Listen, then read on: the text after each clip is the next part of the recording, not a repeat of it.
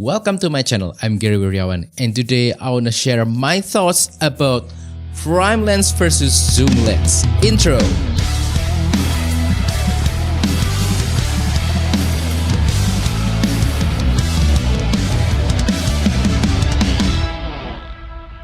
So, when I first started to learn photography many years ago, there are lots of discussions about prime lens versus zoom lens, which one is better. So many people swear by prime lens. They don't even want to touch zoom lens because they think it's just disgusting. But today I want to share my own thoughts and experience regarding prime versus zoom. Spoiler alert, there's no one that's better than the other. They are both different tools for different kind of jobs. So hopefully by watching this video, you can squeeze every ounce of benefit from both prime lens and zoom lens. First, let's talk about prime lens, why you should use prime lens. Usually, prime lens is smaller when compared to a zoom lens. So it's better if you want something that's lighter, something that's smaller, easier to travel around, to put inside your camera bag. That's not always the case though, because some of the zoom lens can be even smaller than a prime lens. Prime lens also usually has large aperture, maybe f2.5, maybe f2.0, maybe f1.8, 1.4, usually larger than zoom lens that are usually f2.8, f3.5, f4, f5.6 whatsoever. So the benefit of having larger aperture is depth of field control. So you can control the amount of background blur that's in your photo. If you want maximum background blur, just open up the maximum aperture. If you want everything to be sharp and in focus, just close down the aperture, and you have that flexibility with prime lens. Other benefit of using prime lens, especially related to the presence of the large aperture in the prime lens, is low light capabilities. In lower light situation, when you open up the aperture as large as you can get higher shutter speed, and that can really help for you to create some shots in lower light situation without having to use tripod or stabilization device. Another benefit of using a prime lens is that prime lens usually have one single focal length, and that means when you use that particular lens a lot, you'll be able to understand that focal length more. You start to know the strengths and weakness of that particular focal length, so that when you're out and about taking photographs using that lens, you already know what kind of shots that you will get and what kind of shots that you cannot get with that focal length. And that also means you can learn more about what I call pre-visualization.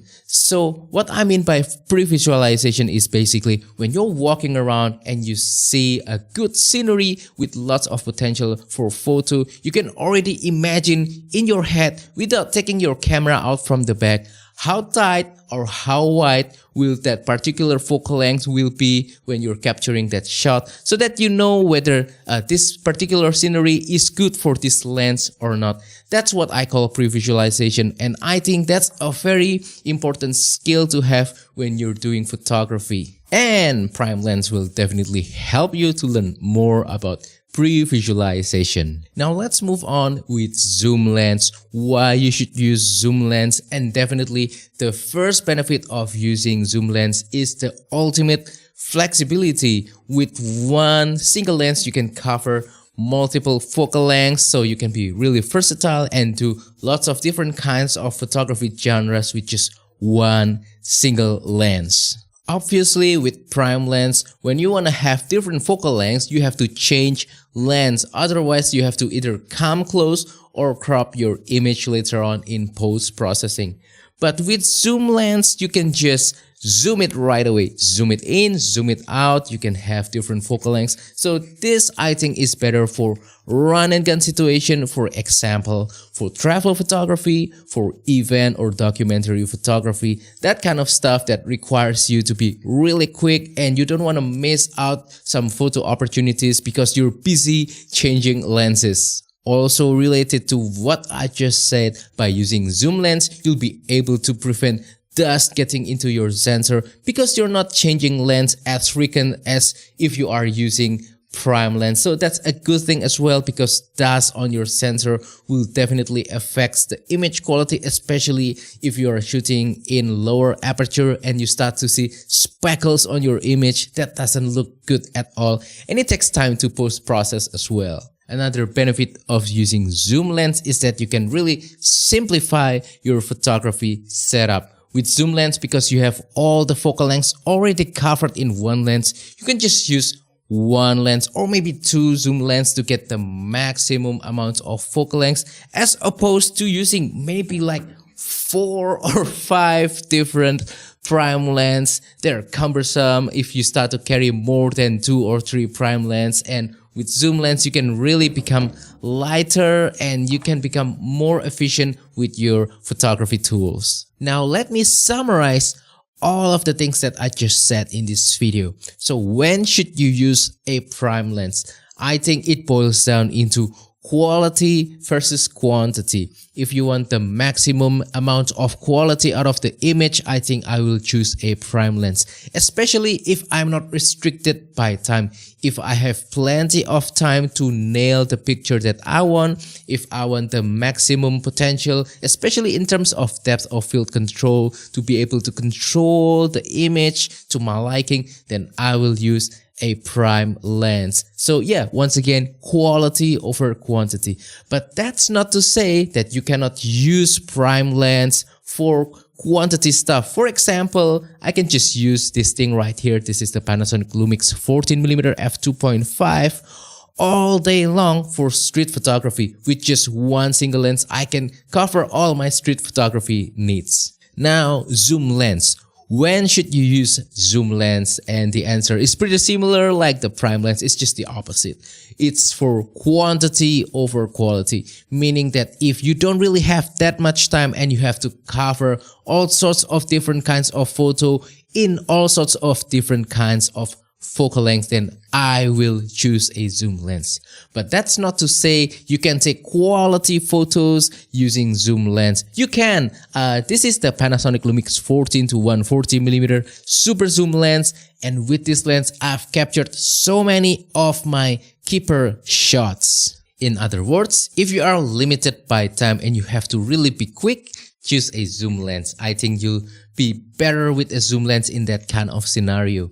But if you are not limited by time and you really want to nail the picture perfectly, use a prime lens. So yeah, that's not really a hard and fixed kind of rule. You can experiment and see what works better for you. Anyway, there's another point that I want to add in this video, and that point is that zoom versus prime don't really matter. They're just tools in your photography toolbox. They don't really mean anything. What matters the most is you or me as a photographer.